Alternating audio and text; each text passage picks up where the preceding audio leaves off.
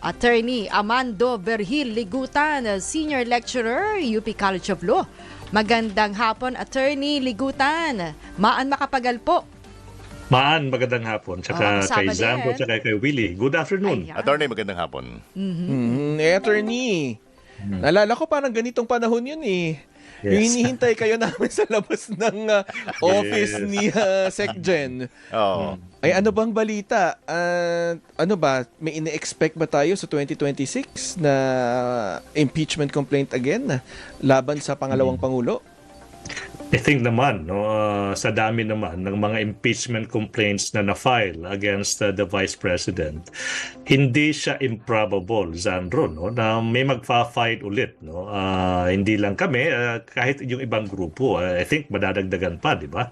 Kasi nga, I think yung issue now is public accountability, di ba? Yung with the advent, yung flood control controversy, yung na-highlight yung corruption sa sinasabing corruption sa flood control project.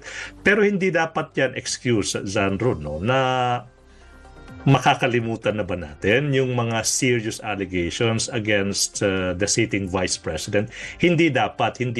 So, yung probability ba, Zandro, na magfa-fight ulit? Nako, I'm 110% sure na marirevive yung impeachment drive against the sitting Vice President, Zandro. Oo, so yung Kayo po articles of yung- impeachment nitong yun nga sabi nyo, madadagdagan. Oo, pero yung mga dati ay naroon pa rin, Attorney. Yes, so most likely, no, hindi naman pwedeng like we cannot telegraph our punches, I hope you understand. Pero yung lang, as an observer, no, kahit i-considering na part ako ng initiative to impeach the Vice President. Pero from a third party perspective, no, parang I don't see any reason na hindi magfa-fight ulit ng impeachment complaint yung mga nag-file before. Exactly, magba 1 year na, no? Tsaka, I think madadagdagan pa, Maan. Attorney, Yes, Willie. anong nakikita ninyong difference nung yung manner ng pagpa-file before, yung mga nakaraan, at saka itong sa mga darating? Dahil considering na merong mga nilabas na ruling ang Supreme Court. Oo, na mere technicality nga ng mga nakakausap Yes. natin.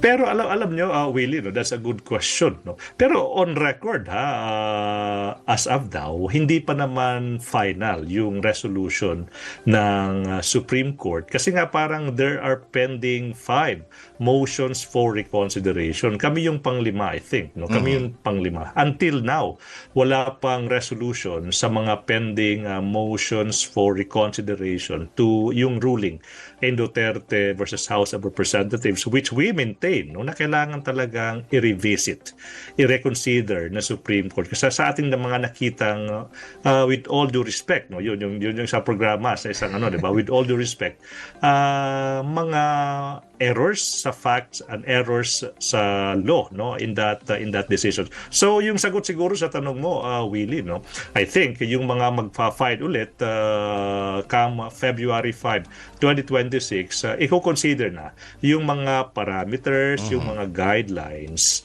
na nakasaad sa Duterte versus House of Representatives. Doon siguro yung pagbabago. I-consider na yung mga parameters na nakasaad sa Duterte versus House of Representatives, Willie. Kuyang Willie, kasi yung status ngayon ay laid on the table. Yun yung naging pagpapasya ng Senado.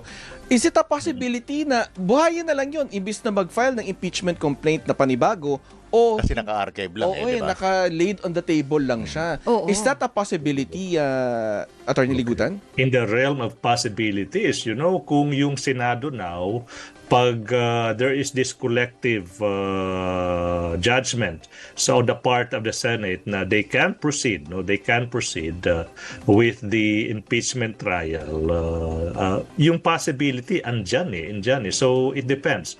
Magdidepende yan, Zandro, gaano ba katapang, so to speak, yung Senate to proceed with the impeachment trial. Yung di ba naging issue yan, di ba? Yung parang there's this conversation sa Senate.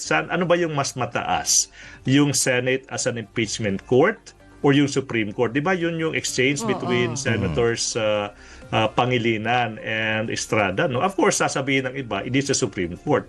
Pero sasabihin naman ng iba na yung impeachment court kasi parang sui generis, no, a class on May its sariling own. ano. Dapat hindi dapat independent daw Saklang. from the Supreme Court. So yung siguro yung tanong, yung sagot sa tanong is pupwede ba?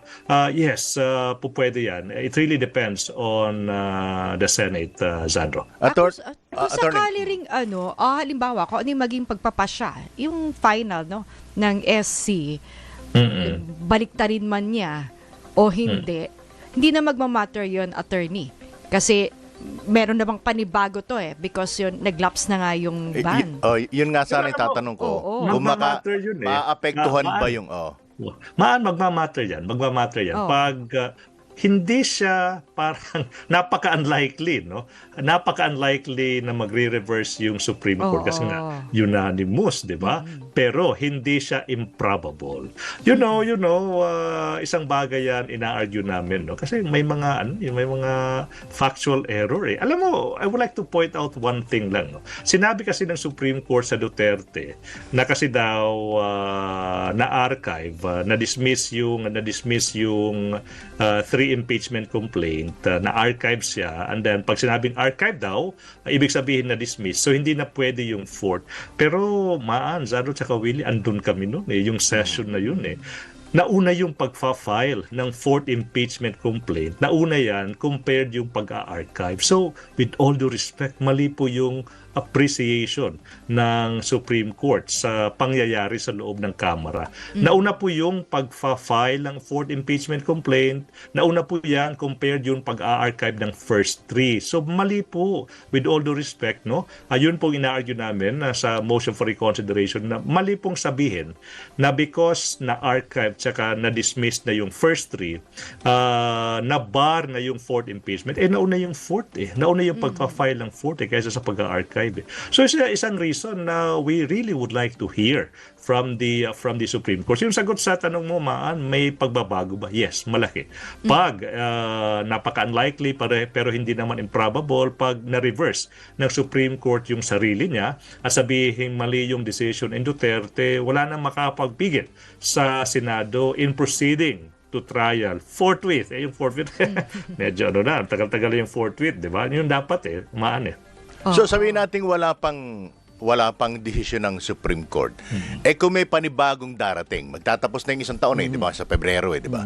Kung sakali may dumating, maapektuhan ba nito yung hindi pa naglalabas ng desisyon ng Supreme Court with finality dun sa mga petisyong isinampas sa kanila regarding dun sa impeachment ni BP Sara? Yung sa tingin ko, Willie, pag hindi nag-issue ng decision yung Supreme Court before February 5, 2026, magiging moot ata yung mga pending motions for reconsideration. Tsaka I think may magpa-file na naman ng impeachment complaint. So parang magbaback to square one. Magbaback to square one lahat. So magsisimula ulit yung proceeding before the House of Representatives. Yun parang yung feeling ko, yung magiging moot unacademic na yung pending impeachment complaint against. Kasi nga may magpa-file ng bagong impeachment complaint. Back to square one, kasama yung kung ano man yung pending sa Supreme Court. Hindi.